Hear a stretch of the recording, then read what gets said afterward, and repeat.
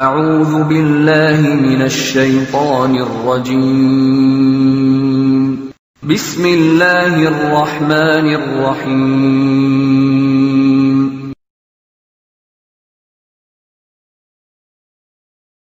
Salam semoga tercurah atas Nabi kita Muhammad Sallallahu Alaihi Wasallam, pada keluarga beliau, para sahabatnya, tabiin, tabiut tabiin, dan orang-orang senantiasa komitmen dalam menjalankan sunnah beliau sampai datangnya hari kiamat kelak. Allahumma la sahla illa ma ja'altahu sahla wa anta taj'alul hazna idza syi'ta sahla. Ibu-ibu jamaah majelis ilmu rahimani wa rahimakumullah, sebagaimana yang diinformasikan flyer yang disebarkan, insyaallah kita akan mengkaji terkait wanita muslimah dalam berhias, ya, dalam berhias, dalam berdandan, ya. Begitu juga artinya pakaian, ya, itu juga masuk dalam kategori zina, ya, yaitu perhiasan, ya, atau berdandan, ya. Yang dimana para ibu sekalian rahimakumullah, hal ini perlu untuk kita ketahui dan perlu untuk kita pahami, ya, karena betapa banyak masih, ya, kaum muslimat bagaimana mereka belum benar di dalam berhias mereka atau berdandan mereka, ya.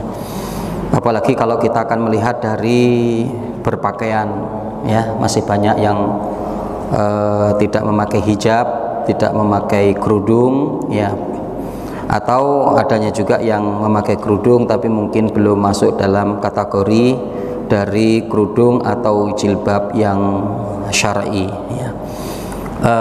Para ibu sekalian rahimakumullah, dan tentunya ketika kita nanti mendapati, ya, di tengah-tengah masyarakat, ya, apalagi nanti banyak para ulama yang menyampaikan kepada kita bahwa terkait dengan pakaian muslimah atau berdandan berhiasnya bagi wanita muslimah, ini banyak upaya-upaya dari luar Islam yang berupaya untuk merusak Islam, ya, merusak Islam dari sisi berpakaian, ya, yang kita mendapati di mana banyak terjadi seperti itu, ya, karena, ya, bisa jadi karena dilakukan oleh para artis, ya, maka seolah-olah itu adalah modis, ya, modern, ya, kemudian keren dan seterusnya lah, istilah-istilah seperti itu, ya, maka kadang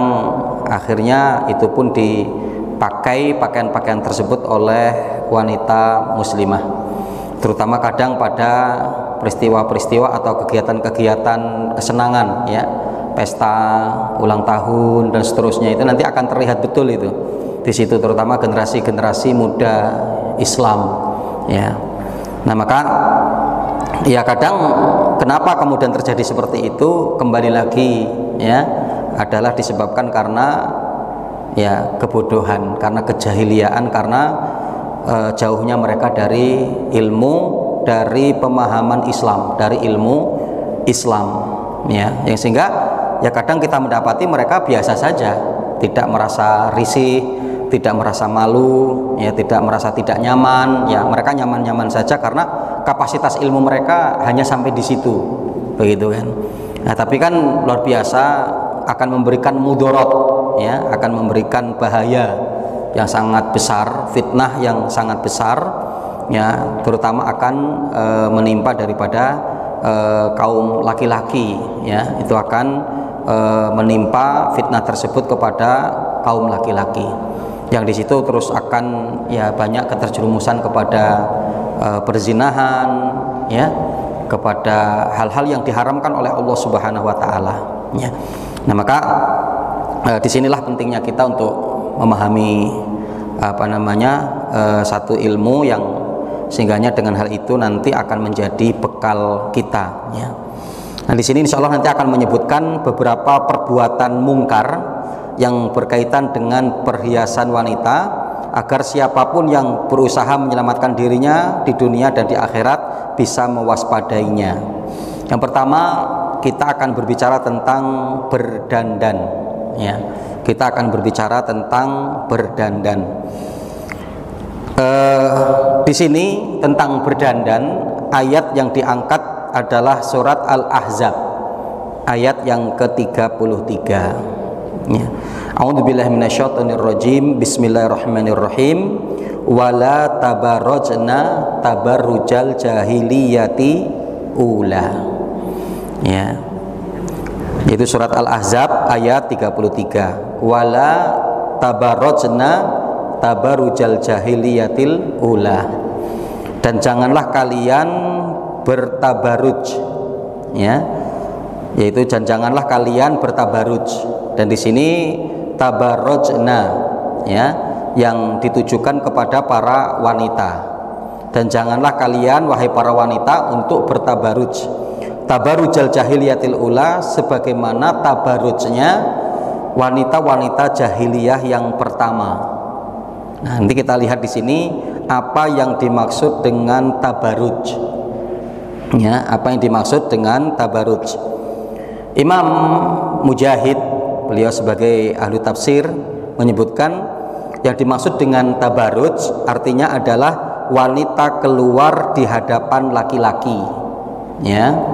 Wanita keluar di hadapan laki-laki, ya, yang di situ nanti akan terlihat auratnya, ya, yang akan terlihat auratnya.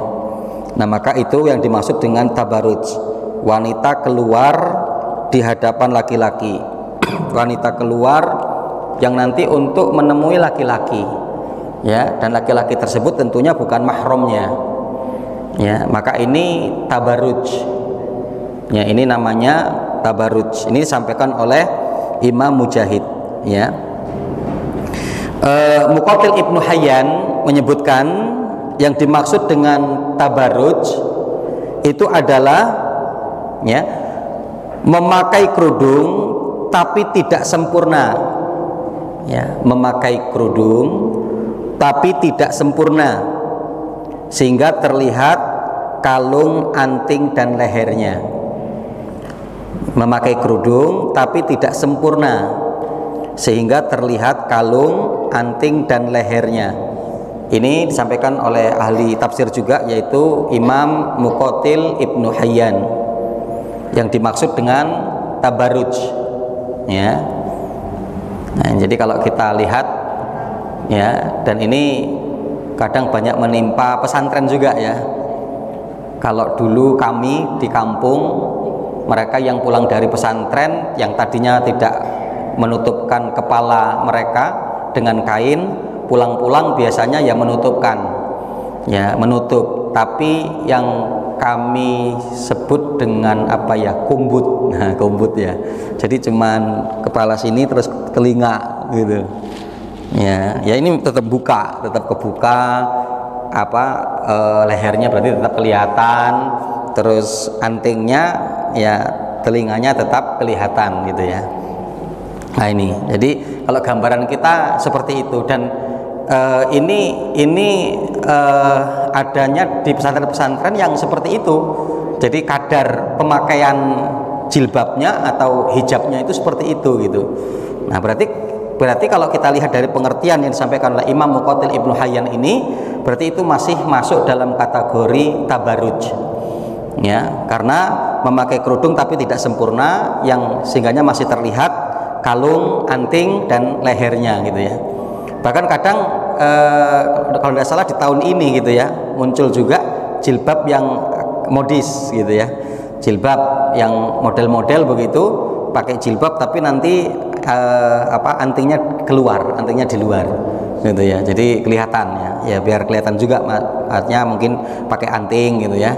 Jadi biar kelihatan gitu. Nah, ini saya di Idul Fitri ini mendapati yang seperti itu gitu, ya. Bahkan sampai anak komentar, itu pakai jilbab kok kayak gitu, ya, gitu, ya. Itu pakai jilbab kok antingnya kelihatan gitu, ya. Nah, jadi sepertinya itu model, ya, model-model, ya. Nah, ini ada juga yang disebutkan oleh Dr. Shalih bin Fauzan, ya. Dr. Shalih bin Fauzan menyebutkan yang dimaksud dengan tabaruj adalah, ya, menampakkan perhiasan ya di berbagai pusat perbelanjaan, ya, menampakkan perhiasan di berbagai pusat perbelanjaan, ya, di minimarket, di supermarket, di mall, di pasar, ya, yang ketika itu kemudian menampakkan perhiasan dan ke sana, di sana gitu ya, di sana terlihatnya, nampaknya itu mereka berkumpul di sana atau berada di tempat-tempat tadi ini, maka Syekh Dr. Shalih bin Fauzan menyebutkan inilah tabarruj, ya, tabarruj, ya. Nah, jadi artinya para ibu sekalian rahimakumullah, secara keumuman artinya di mana ketika wanita keluar dan terlihat atau tampaklah auratnya, ya, maka ini adalah tabarruj, ya, yang ketika itu berpotensi akan dilihat, ya, oleh laki-laki yang bukan mahramnya, ya, meskipun tadi ya adanya titik-titik tekan masing-masing, ya, kalau seperti tadi Mujahid mengatakan ketika wanita keluar, ya, dan itu akan berhadapan dengan laki-laki atau akan bertemu dengan laki-laki, ya, seperti tadi juga Muqatil Ibnu Hayyan menyebutkan bahwa memakai kerudung tapi yang tidak sempurna, gitu ya, sehingga masih terlihat antingnya, ya, masih terlihat kalungnya, terlihat lehernya, gitu ya. Kalau Dr. Shalih bin Fauzan lebih ke mereka yang akan menampakkan perhiasannya di tempat pusat-pusat perbelanjaan, ya, seperti di pasar, supermarket, minimarket dan seterusnya. Jadi tapi secara umumnya adalah tabarruj itu berarti wanita yang keluar kemudian menampakkan atau tertampaklah dari auratnya yang seyogianya untuk tidak ditampakkan, yang tidak dilihatkan, ya, dan itu akan terlihat oleh para laki-laki ajnabi, ya, para laki-laki yang bukan mahramnya, ya. Adapun jahiliyah ula, yang dimaksud dengan jahiliyah ula pada ayat itu kan dikatakan begitu, ya, wala tabarrujna tabarrujal jahiliyatil ula, dan janganlah kalian bertabarruj sebagaimana tabarrujnya wanita-wanita jahiliyah pertama, gitu ya. Yang dimaksud dengan tabarruj daripada wanita jahiliyah pertama, ya, itu adalah wanita-wanita jahiliyah dulu, ya, sebelum datangnya Islam, gitu ya, sebelum datangnya Islam itu namanya jahiliyah pertama, ya. Nah, adapun berarti kan kalau ada jahiliyah pertama berarti ada jahiliyah kedua. Nah, siapakah jahiliyah kedua itu?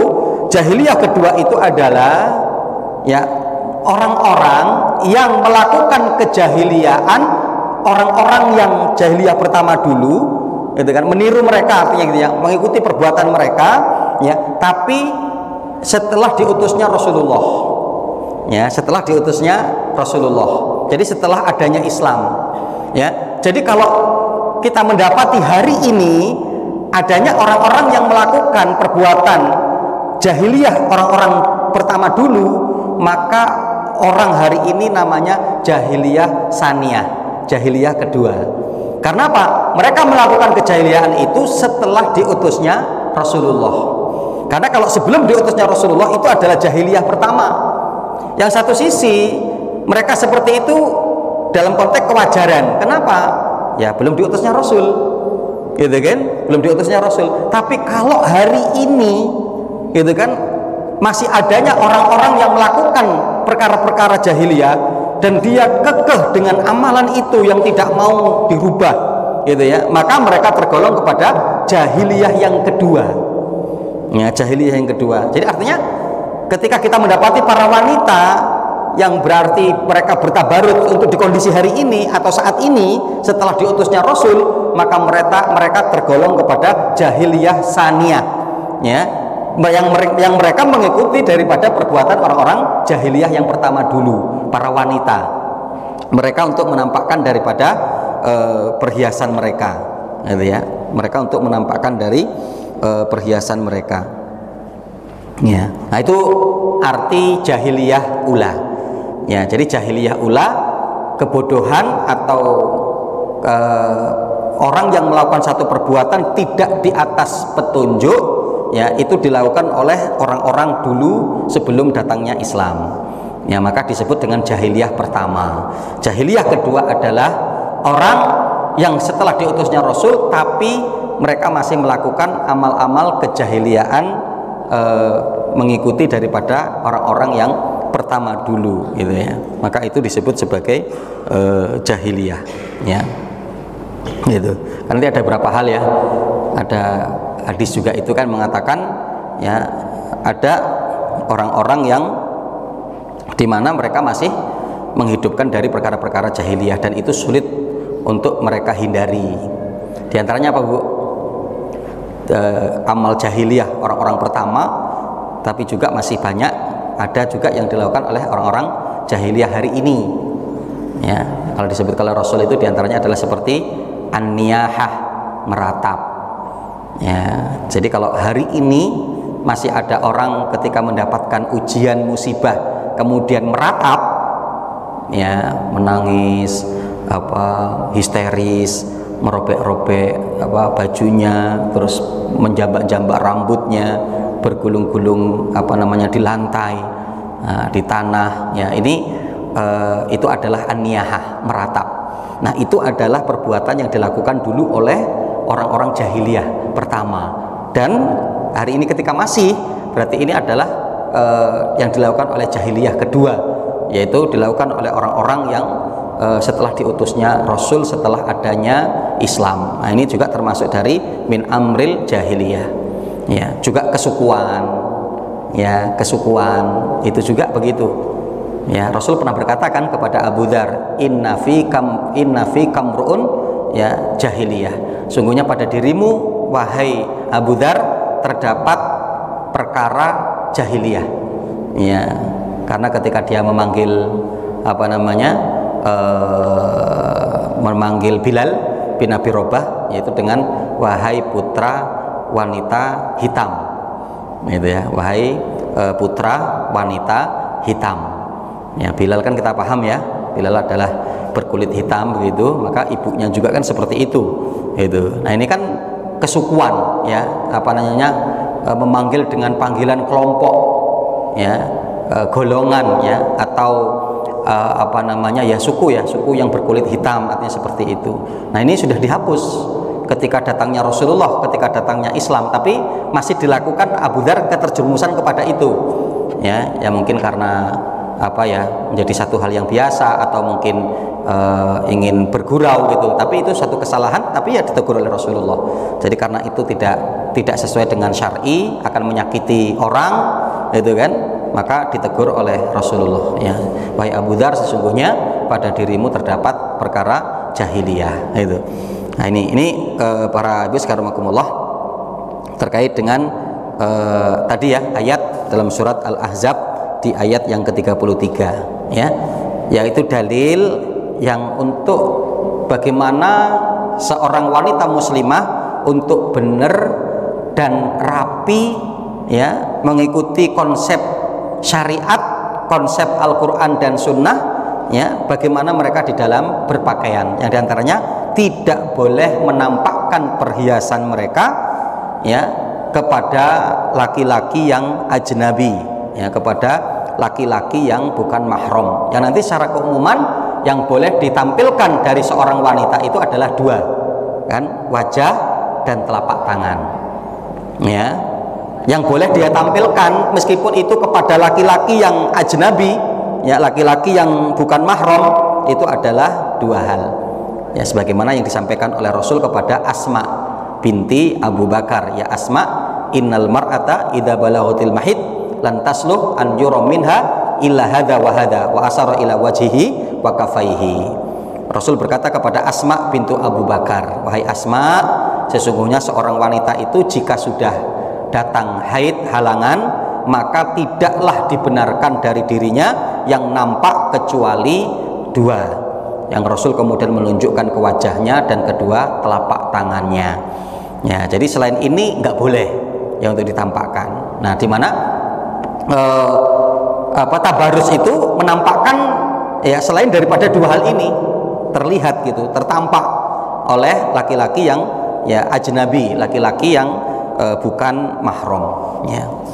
Dan para ibu sekalian rahimakumullah, tentunya nanti ketika kita berbicara pakaian ya atau hijab ya, maka syubhat yang dilontarkan ketika kemudian oh itu adalah pakaiannya budaya Arab, ya tentunya ya bukan, ya tentunya bukan. Apa alasannya kalau bahwa hijab itu bukan budaya Arab? Ya karena ya wanita-wanita kafir dulu di Arab ya nggak pakai jilbab juga, ya kan? Apa istri Abu Jahal pakai hijab? Kan enggak. Ya apa namanya istri Abu Lahab, Ummu Jamil ya kemudian pakai hijab? Kan enggak. Gitu kan? Yang istri-istri Nabi dulu pun tidak memakai hijab juga sebelum turunnya ayat hijab. Gitu kan? Kalau semuanya budaya Arab, ya tentunya Ummu Jamil, istri Abu Lahab pakai kalau memang budaya Arab, kan begitu kan? Begitu juga istri daripada Abu Jahal tentunya akan pakai, tapi kan ternyata tidak, gitu kan? Kenapa mereka untuk pakai? Karena panggilan iman. Karena setelah disyariatkan, maka di mana istri-istri Nabi pun memakai hijab mereka. Ya, bahkan riwayat menyebutkan nanti kan, ya ketika turun hijab, ayat hijab, yang dimana mereka tidak mendapati kain-kain yang panjang. Ya kecuali apa yang mereka dapatkan seperti telapak meja, kemudian hordeng, maka mereka ambil untuk menutupi daripada aurat mereka. Itu. Para ibu sekalian rahimakumullah, kemudian di sini juga dinukil hadis dalam riwayat Imam Muslim dari sahabat Abu Hurairah bahwa Rasul Shallallahu Alaihi Wasallam bersabda, "Sinfani min ahlin nar, lam arahuma qaumun ma'ahum siyatun ka'adnabil baqar." Yadribuna bihan nas wa nisaun kasiyatun ariyatun mumilatun ma'ilat ru'usuhunna ka'asnimatil bukhti al-ma'ilah la yadkhulnal jannah wa la yajidna rihaha wa inna rihaha la yujadu min masiratin kada wa kada. Ya, insyaallah ya, hadis yang sangat mengerikan ketika kita merenunginya. Rasul mengatakan sinfani min ahlin nar, ada dua golongan dari penghuni neraka. Lam arahuma, Rasul mengatakan sebelumnya saya tidak pernah melihat dua golongan ini. Ya, kaumun ma'ahum siyat, satu kaum yang bersama mereka adalah cambuk, ka'adnabil baqar, ya seperti apa ekor-ekor sapi. Yadribuna bihan nas, yang kemudian apa dengan cambuk itu untuk memukuli manusia, untuk mencambuki manusia. Wanisaun kasiyatun ariyatun, ya, dan apa namanya mereka itu siapa? Ya, diantaranya mereka itu adalah nisaun kasiyatun ariyatun, wanita yang berpakaian tapi hakikatnya telanjang.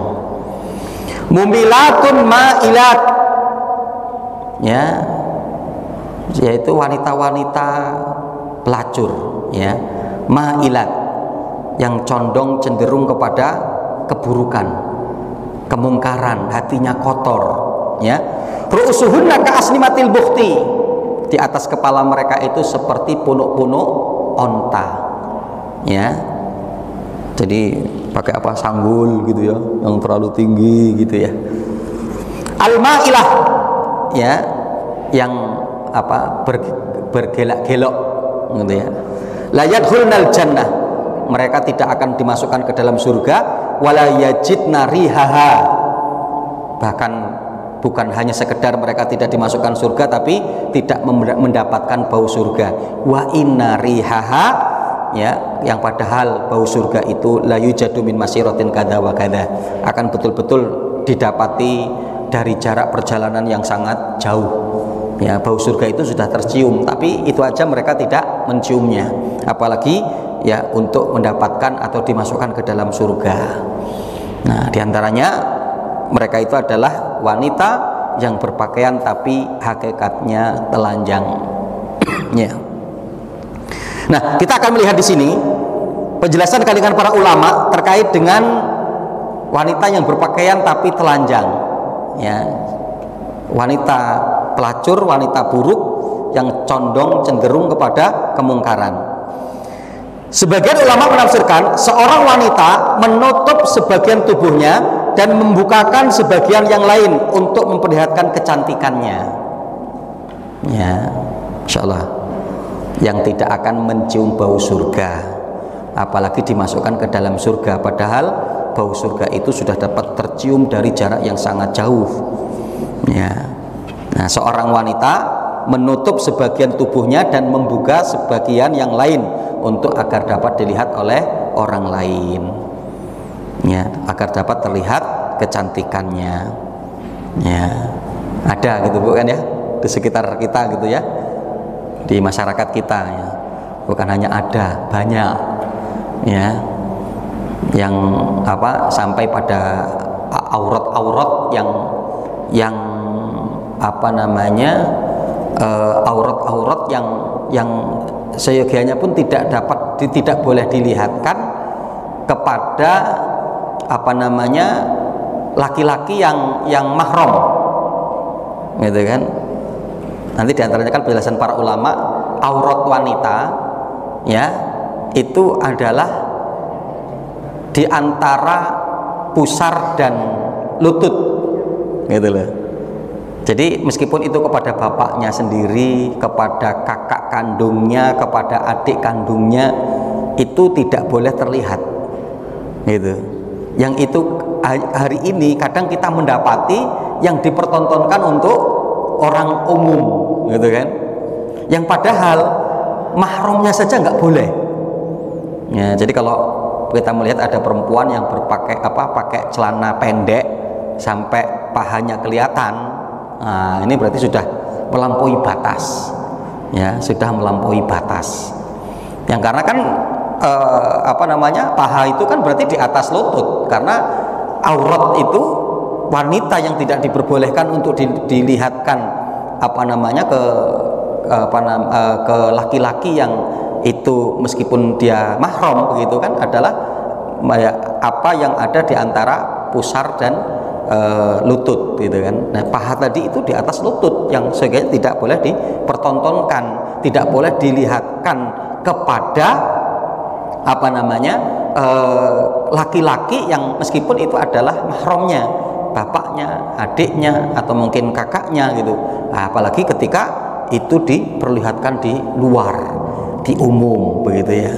Nah, ini jadi kita ini sedang berbicara realita yang hari ini banyak menimpa di tengah-tengah masyarakat, gitu kan, di tengah-tengah masyarakat gitu ya.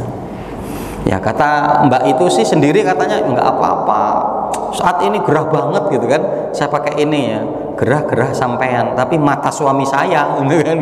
Ya, ibu-ibu akan bilang gitu, mata suami saya yang bingung mau lihatnya kemana, ya kan, gitu kan. Ya, mungkin ibu itu argumennya gampang-gampang saja, Bu, ini bulan-bulan ini nih suhu panas naik, gitu kan, makanya saya cuman pakainya begitu, gitu ya. Yang dulu ketika musim dingin juga ya begitu, gitu kan, dasar karena memang ya pakaiannya memang begitu berarti kan, gitu ya. Nah, laki-laki apa? Karena ilmunya kan, gitu ya. Makanya penting pemahaman Islam, penting thalabul ilmi ini agar kita nanti ngerti ya, pakaian muslimah itu harus seperti apa, gitu ya. Kemudian ada yang menafsirkan seorang wanita yang mengenakan pakaian tipis yang transparan, ya, yang dimaksudkan adalah tadi ya, kasiyatun, ariyatun, mumilatun, ma'ilat, ya. Jadi yang satu kaum wanita yang berpakaian tapi telanjang, ya, berjalan dengan lenggak-lenggok, ya, menggoda laki-laki, ya, pelacur tadi itu ya, yang kemudian cenderung kepada kemungkaran, kepada keburukan, ya. Ada juga yang mengartikan mumilat, ma'ilat, ya, jadi cenderung atau condong kepada keburukan, itu artinya adalah para wanita berjalan dengan menggunakan wangi-wangian yang merangsang orang yang ya dilewatinya, ya. Jadi mumilat, ya, mumilat, ma'ilat, ya, itu adalah wanita yang memakai wangi-wangian yang keluar dari jarak berapa sudah tercium baunya. Nah, itu akan menggoda para laki-laki yang mencium baunya, gitu ya. Ini. Nah, ini arti dari mumilat, ya, mailat, mumilat, mailat, ya. Jadi yang cenderung atau condong kepada keburukan, condong kepada kemungkaran. Ya, yang mereka nanti tidak di sisi laki-laki yang bukan mahram. Ya. Nah, ini kaidah berhias bagi seorang wanita muslimah, ya, mengenakan parfum di sisi laki-laki yang bukan mahram. Artinya ini termasuk perkara yang dilarang, yang untuk dijauhi, ya, bagi seorang wanita muslimah adalah, ya, mengenakan pakaian parfum di sisi laki-laki yang bukan mahram, ya. Nah, kita nanti melihat di sini hadis Nabi Shallallahu Alaihi Wasallam, ya, dalam riwayat Imam Ahmad dengan sanad yang sahih dari sahabat Abi Musa al-Asy'ari bahwa Rasul bersabda, ayyuma imra'atin istaqtarat famarrat biqaumin liyajidu rihaha fahiya zaniyah. Ya, Rasul mengatakan perempuan manapun, ya, perempuan manapun istaqtarat, ya, yang mereka memakai wewangian, famarrat biqaumin, ya, kemudian dia melewati suatu kaum, ya, liyajidu rihaha, untuk agar mendapatkan baunya, ya, kaum itu ketika dia lewat maka mendapatkan baunya, fahiya zaniyah, maka itu adalah wanita pezina. Insyaallah, ya, keras apa yang disampaikan oleh Rasulullah, ya. Jadi memakai wewangian yang sangat wangi, kadang kan ada, ya, yang jarak 5 meter, 10 meter itu udah baunya gitu, ya. Apalagi dia naik motor, ada laki-laki di belakangnya itu malah senang dampingi terus dari belakang karena nyium baunya gitu, ya, dari belakang, ya, dari motornya, karena perempuan tersebut ada di depannya. Nah, ini, ya. Nah, para ibu sekalian rahimakumullah, di sini ada beberapa makna zaniyah, ya, yang dimana bahwa Imam Al-Mubarakfuri menjelaskan yang dimaksud dengan zaniyah, kenapa dia disebut sebagai dengan zaniyah, karena dia telah merangsang birahi laki-laki dengan bau parfum yang ia kenakan, ya, sehingga dengan bau tersebut mereka menoleh kepadanya. Barang siapa yang menoleh kepadanya, ia telah berzina dengan kedua matanya, maka hal itu adalah penyebab zina mata. Nah, maka disebut sebagai zina, ya, sebagai zina mata, ya. Karena kenapa disebut sebagai zina? Karena disebut oleh Imam Al-Mubarakfuri, karena ketika ada seorang wanita yang memakai wangian itu, laki-laki yang di dekatnya mencium bau itu dan menoleh, siapa sih yang pakai wangian kayak gini, gitu kan? Akhirnya menuntut laki-laki itu untuk menoleh. Ketika menoleh maka melihat wanita tersebut, ya, dan di mana itu adalah dia zina mata, karena telah melihat daripada wanita tersebut, yang nanti dari zina mata itu bisa membawa kepada zina yang sebenarnya. Awalnya itu kan dari mata, ya, awalnya adalah dari mata, ya. Sebagaimana Umar Ibn Khattab pernah memukul dengan tongkatnya. Jadi Umar Ibn Khattab itu beliau itu kan termasuk dari dari khalifah yang suka keliling dan dengan membawa tongkat. Jadi membawa tongkat, dengan tongkatnya itu untuk meluruskan yang salah, gitu, ya. Jadi kalau ke pasar, contoh ada yang gitu, terus dipakai tongkatnya, gitu, ya. Termasuk ketika ada seorang wanita dipukul oleh Umar karena memakai wewangian yang sampai baunya itu tercium oleh Umar Ibn Khattab, gitu, ya. Nah, ini jadi maka kalau kita akan melihat bahwa pemimpin blusuan itu sebenarnya ngikuti Umar Ibn Khattab, ya. Tapi seyogianya, ya, blusuannya itu karena lillah, karena Allah, karena sebagai satu tanggung jawab, sebagai satu amanah, ya. Maka seterusnya pun nanti akan dilakukan. Inilah yang dilakukan oleh sahabat Umar Ibn Khattab atau Amirul Mukminin Umar Ibn Khattab, ya. Kemudian terkait dengan menggunakan parfum atau wewangian bagi seorang wanita, di sini ada 3 hal. Diperbolehkan yang pertama hanya sekedar untuk menghilangkan bau. Ya, jadi boleh wanita memakai wewangian itu hanya sekedar menghilangkan bau atau menghilangkan bau badan. Ya, maka boleh. Ya.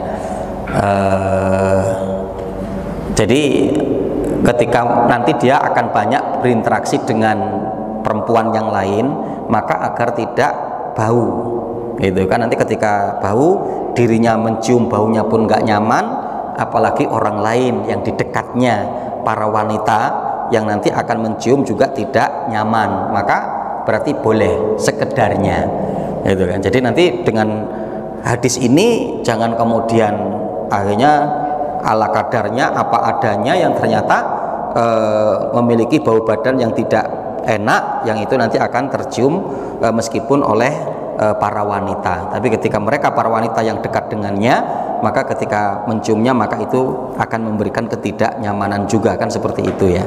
Nah, maka di mana Pak boleh ya seorang wanita mengenakan parfum atau wangian sekedarnya untuk menghilangkan bau badannya. Nah, ini ketika terjadi seperti itu maka hal ini diperbolehkan ya, karena Rasul pernah mengatakan ya dalam apa namanya riwayat Al-Bazar ya, Al-Bazar itu disebutkan seperti itu, inati barijal ma dhahara rihuhu wa khufiya launuhu.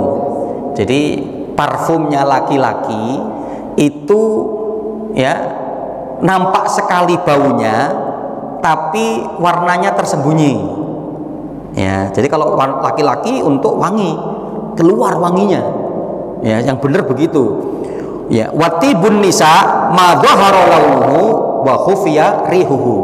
Hanya saja kalau untuk wewangian para wanita ya, yaitu apa, di mana warnanya nampak tapi baunya tidak nampak ya. Warnanya nampak tapi baunya tidak nampak ya. Ya mungkin apa ya ya Rexona atau untuk badannya, kulitnya gitu ya. Nah, itu sekedar hal-hal itu. Jadi nampak apa namanya, terlihat warnanya ya, terlihat warnanya menjadikan kelembapan mungkin atau kecerahan kulit gitu kan, tapi nggak memiliki bau yang menyengat ya. Beda kalau laki-laki ya, dimana laki-laki itu tidak terlihat ya warna parfumnya, tapi untuk yang dohir baunya, jadi baunya itu bisa tercium kemana-mana, harus wangi. Laki-laki itu harus dalam kondisi wangi ya. Kemudian kebolehan wanita memakai wangian kedua ketika berada di dalam rumah.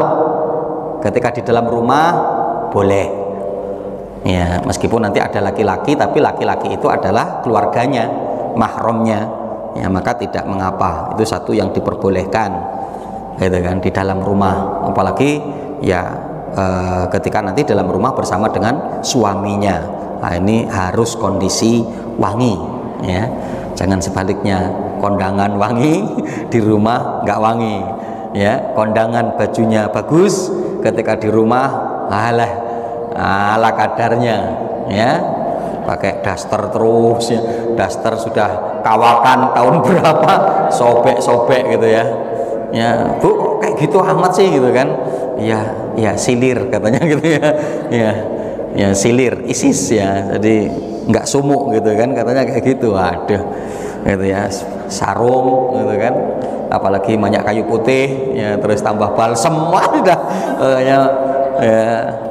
Nah ini ya. Ya.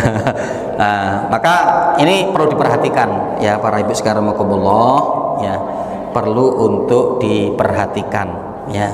Bahkan begitu juga sebaliknya ya. Maka penting juga sebetulnya fikih laki-laki apa ya, qawam ya, fikih laki-laki perkasa itu penting ya, karena apa ya, hal yang tidak bisa diwakili kan untuk urusan ini, gitu ya. Hal yang tidak bisa diwakili untuk urusan ini. Untuk pada perkara yang lain masih bisa untuk diwakili. Ya, istri mau melahirkan, kita nelpon tetangga.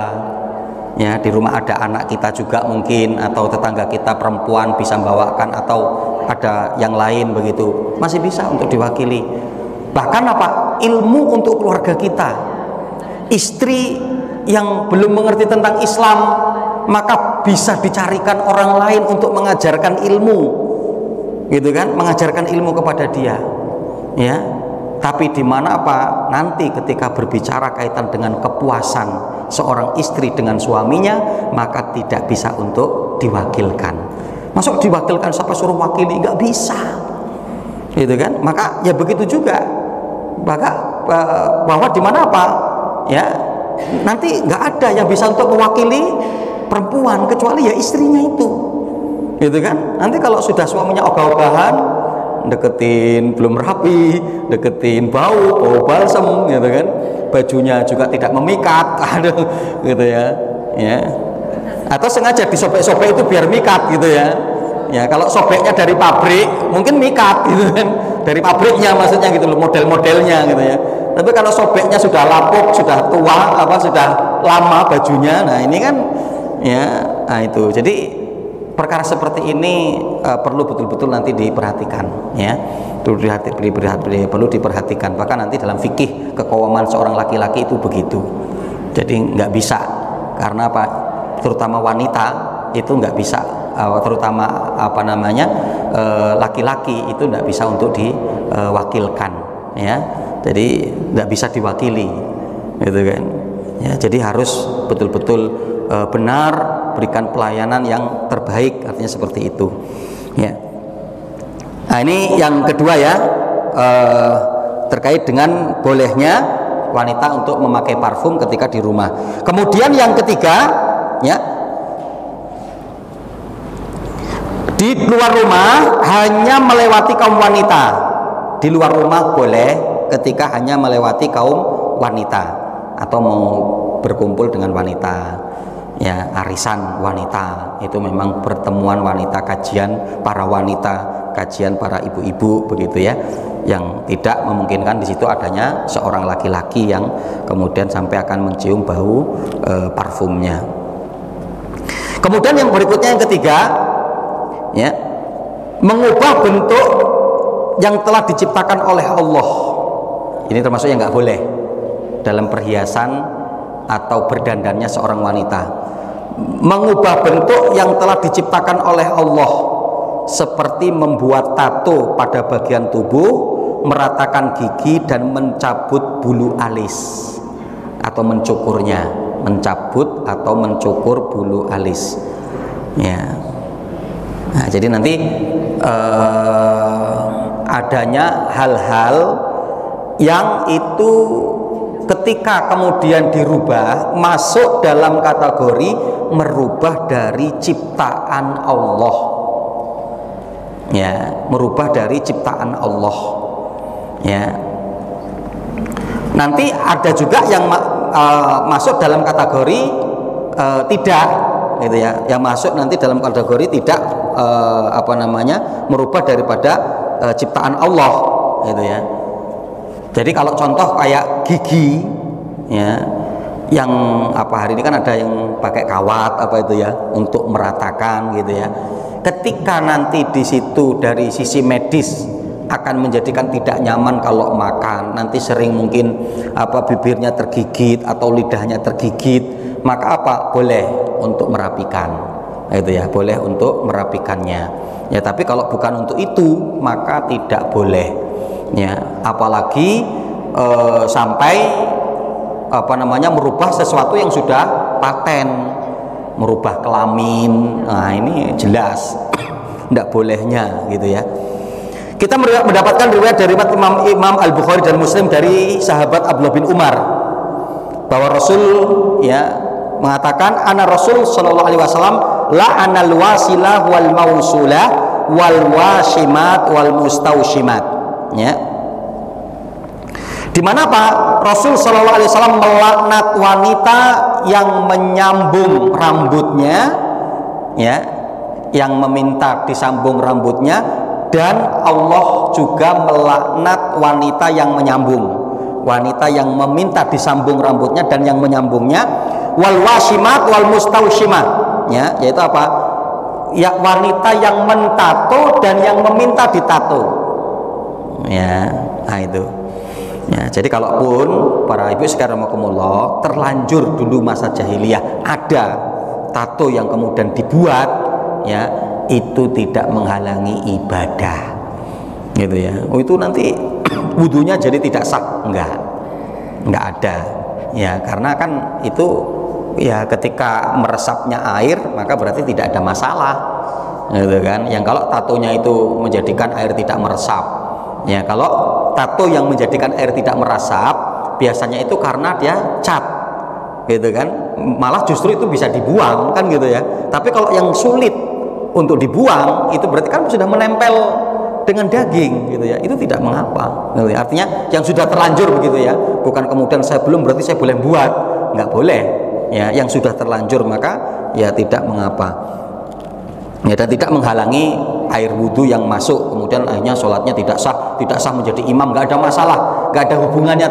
dengan din, ya. Dia apa, menjadi saksi dalam pernikahan boleh, menjadi wali boleh, menikahkan putrinya boleh, ya, menjadi imam boleh, gitu ya.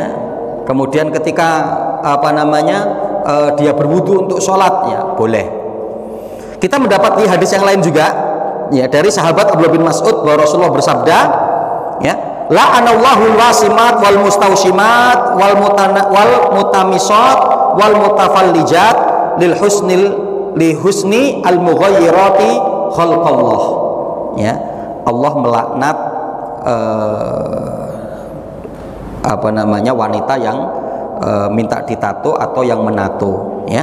Kemudian Allah melaknat wanita yang mencabut bulu alis, ya, dan yang merenggangkan gigi juga dilaknat oleh Allah. Karena apa? Itu merubah ciptaan Allah, ya. Al-mughayyirati khalqallah, yang merubah daripada ciptaan Allah, ya. Jadi yang merubah daripada ciptaan Allah, yaitu termasuk dari perkara yang tidak diperbolehkan. Tapi kalau di situ untuk adanya maslahat, untuk adanya satu bentuk kemudahan, ya, maka tidak mengapa. Atau konsepnya itu adalah di mana dia tidak merubah daripada ciptaan Allah Subhanahu wa taala yang sudah baku, untuk membaguskan, memperindah, ya, maka itu tidak mengapa, ya. Kemudian yang keempat, menyambung rambut, ya, menyambung rambut. Tadi sudah ada ininya, ya, menyambung rambut itu sudah ada apa namanya hadisnya tadi, ya, la'anan Nabi SAW al-wasilah wal mustausilah, ya, dimana Rasul melaknat wanita yang meminta rambutnya disambung dan wanita yang menyambung daripada rambutnya, ya.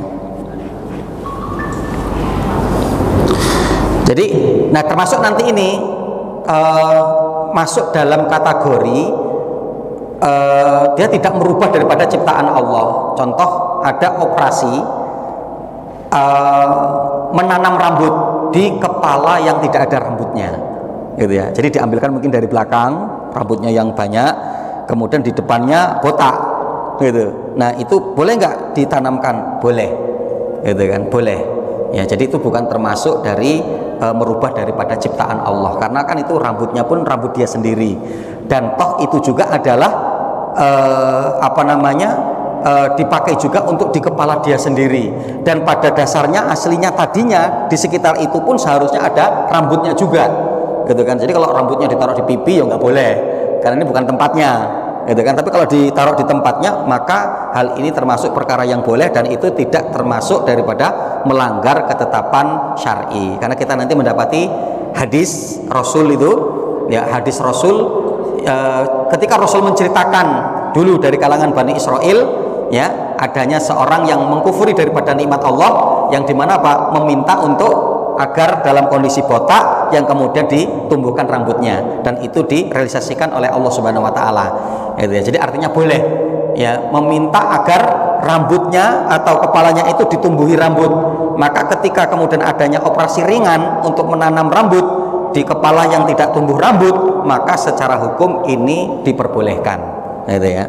Nah, ini termasuk tadi yang masuk dalam kategori bukan merubah daripada ciptaan Allah ya, karena memang di tempat tersebut itu yang memang seyogianya untuk tumbuh rambut, tapi atas takdir Allah, artinya dengan usia atau dengan mungkin hormon atau apa, maka tidak tumbuh rambut. Maka ketika ditumbuhkan di situ, ditanam, maka hal ini perkara yang diperbolehkan.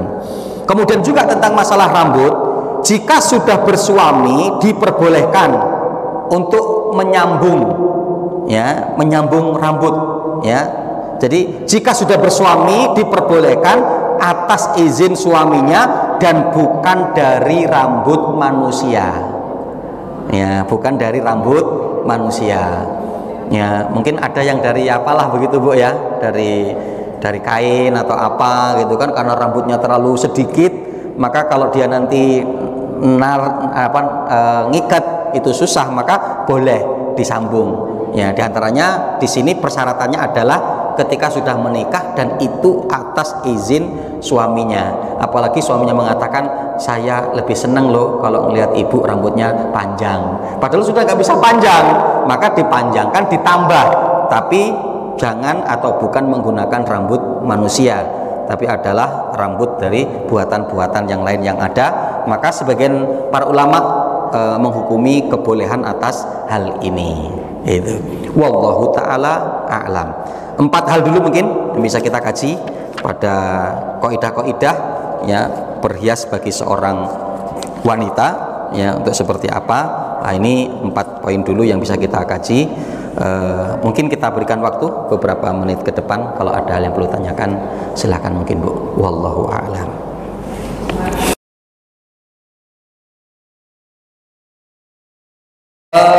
Memakai gigi palsu hukumnya boleh ya, boleh ya, meskipun nanti ada ketentuan-ketentuan begitu Bu, ada ketentuan-ketentuan itu diantaranya adalah untuk seorang wanita boleh kalau mau pakai gigi palsu meskipun dari emas, boleh kalau wanita. Kalau untuk laki-laki tidak diperbolehkan, karena Rasul pernah mengatakan begitu, sutra dan emas ya. Rasul pernah berkata kepada sahabat Ali ya, Rasul pernah berkata kepada sahabat Ali, hadani haramani ala dzukuri ummati wa hillun li inasihim. Rasul mengatakan kepada Ali, wahai Ali, sutra dan emas ini adalah boleh ya untuk dari kaumku perempuan, tapi tidak halal untuk laki-laki mereka. Itu.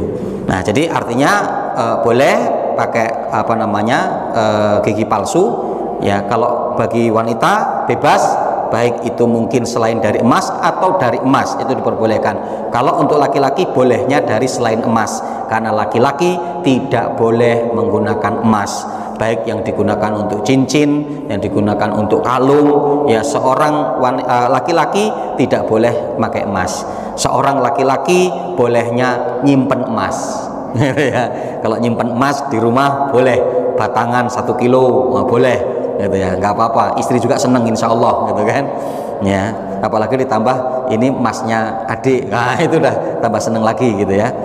Mungkin begitu Bu, wallahu a'lam bishawab. Ya silakan Bu. Mata itu kalau anak sekarang kan pakai soplen, terus pakai bulu mata palsu, itu kan boleh nggak itu anak?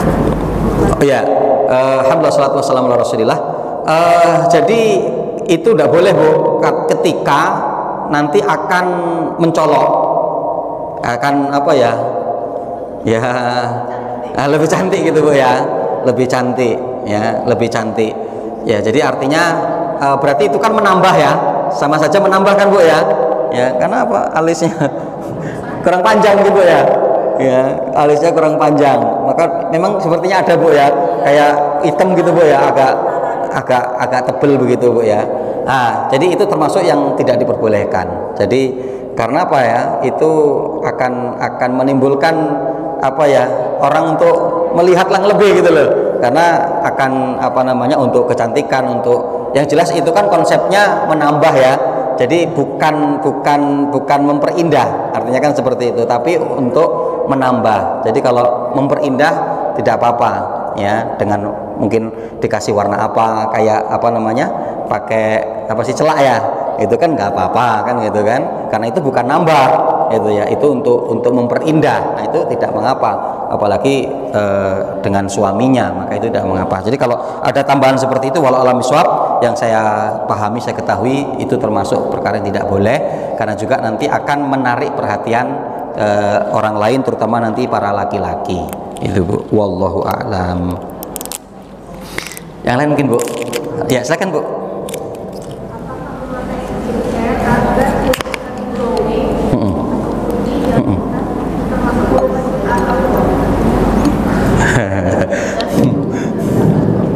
Jadi kalau nggak pakai skincare nanti nggak glowing gitu Bu ya, ya nggak glowing ya. Ntar Bu, saya tak minum dulu. Bismillah.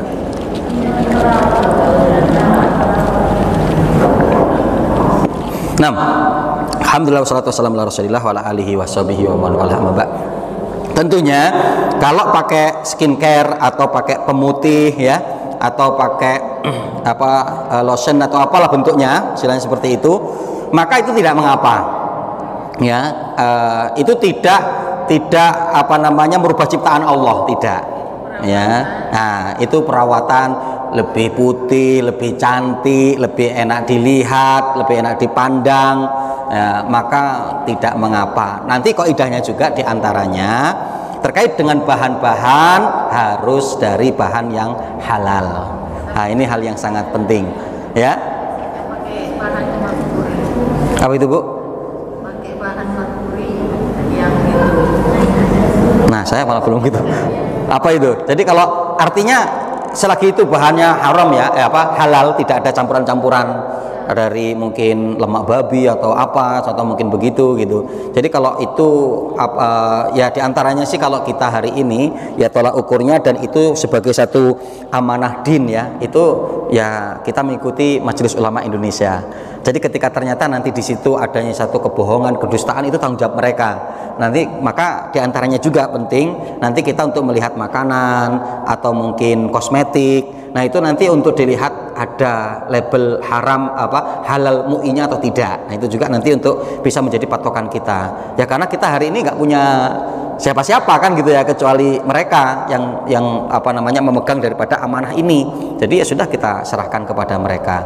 Nah jadi ketika nanti sudah ada label itu, kalau yang belum ya seyogianya tidak dulu gitu kan, karena kita khawatirkan, kita takutnya, kecuali buatan teman kita sendiri, contoh mungkin ya itu muktaman, dipercaya gitu ya, kemudian juga dia sudah mempraktekkan, dia sudah mencoba ya, tidak merusak, kemudian memang ada perubahan bagus, yaitu tidak mengapa. Nah jadi skincare apapun itu bentuknya selagi halal maka dipakai tidak mengapa ya, itu tidak termasuk merubah daripada ciptaan Allah ya, karena artinya kan tidak merubah ya, yang kemudian nanti hidungnya tambah mancung gitu kan ya. Ketika mungkin tambah mancung mungkin itu kelihatannya gitu kan ya, ada kan yang mana gitu ya, tapi nanti setelah di skincare dipacai gitu kan istilahnya, terus pangling gitu kan, pangling kok tambah gini, tapi pada hakikatnya kan hidungnya juga tidak tambah mancung, atau yang sudah mancung tidak tambah delep ya kan gitu kan ya, maka itu berarti kan tidak merubah daripada ciptaan Allah Subhanahu wa taala. Wallahu a'lam bishawab. Ya silakan Bu. Yang pakai Ya, belum Bu, nanti bentar, belakang dulu Bu, silakan Bu.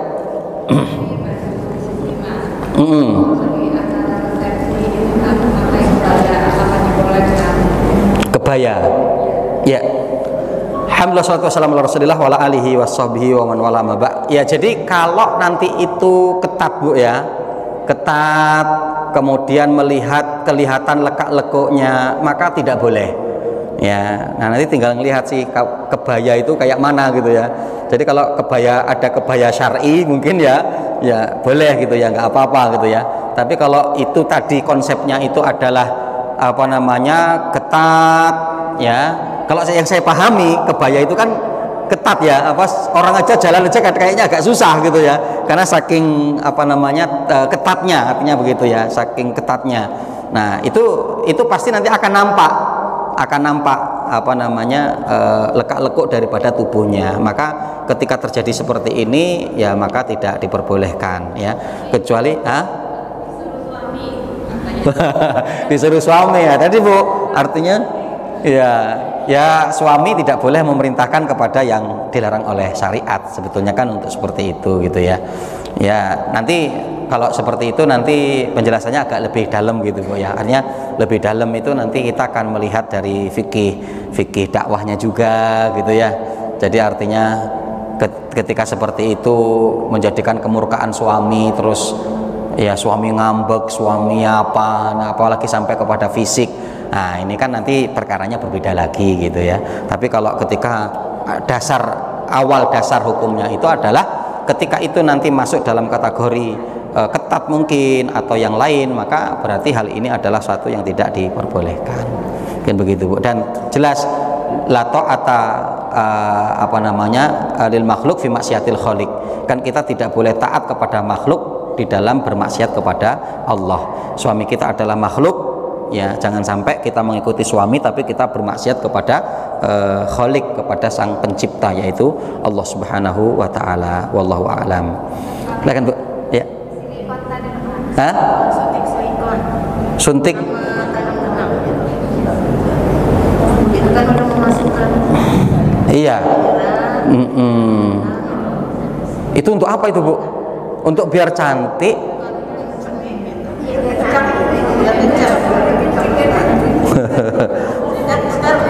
Ada ya, termasuk kalau nggak salah juga maaf untuk payudara gitu ya, suntik silikon kan muka ya, muka. Nah jadi artinya kalau dia merubah daripada bentuk yang aslinya maka tidak boleh. Menghilangkan kerutan ya. Jadi kalau dia sifatnya itu adalah tadi ya untuk menghilangkan flek, apa bercak-bercak apa mungkin di muka dan seterusnya, artinya yang hal-hal seperti itu sebenarnya secara hukum boleh ya, selagi tidak apa namanya tadi pada perkara-perkara yang zahir yang itu akan merubah daripada bentuk yang aslinya ya, bentuk dasarnya seperti itu Bu. Wallahu a'lam. Ibu tadi apa Bu? Potong gigi itu Pak, kalau zaman lalu zaman itu saya sendiri disuruh untuk orang tua ya.